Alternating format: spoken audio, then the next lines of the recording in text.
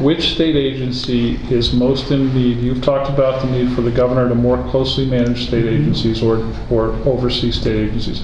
Which state agency, aside from the employment department, is most in need of a governor's attention, and why? Oregon Health Authority. Why do you say that? So when the legislature invests $500 million more on top of what we currently spend on mental health and addiction, and the Oregon Health Authority doesn't have a plan, can't mobilize the different initiatives that are necessary to move those dollars, that's a problem. When an agency, and this is mostly around behavioral health, but we can talk about other aspects of the health authority, but on the behavioral health side, their inability to really respond to what voters wanted in Measure 110 and move those dollars is unconscionable. And all I heard were excuses, excuses, excuses. Governor Brown was absent. They couldn't move the money. Now the money's finally out, but it's still hemming and hawing about, well, we're not sure we can do that. We gave them more money for residential beds. No plan, not happening. We have a mental health and addiction crisis in our state. I can't tell you how many conversations I have with people in the field and their frustrations with the health authority. That is the number one goal for me right now. And behavioral health is in my target because we just gotta be better.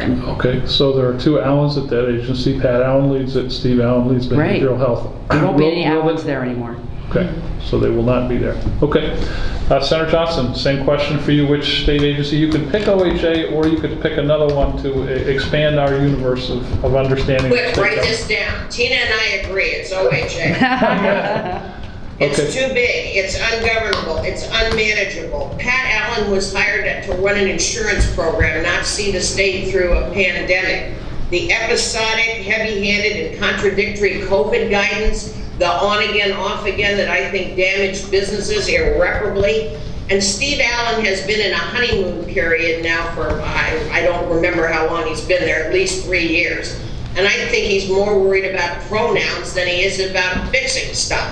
The honeymoon ends, it's time to get to work. I don't know what his training is in the mental health arena. I know that he was a lobbyist for the Council of State Governments.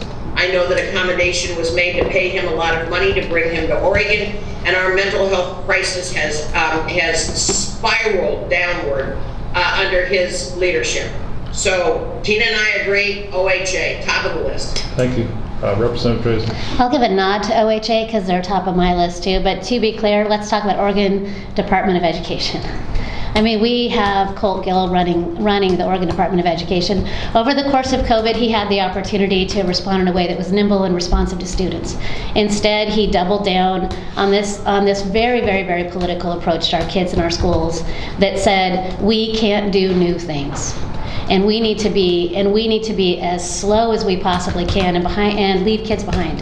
There is no doubt that Kate Brown and, frankly, my opponents threw kids under the bus when it came to COVID. But when we're talking about agencies and agency responsiveness, even now, given the shocking scores that we got out of our schools recently, even now, Colt Gill is still talking about social and emotional health and not nearly focused enough on academic outcomes.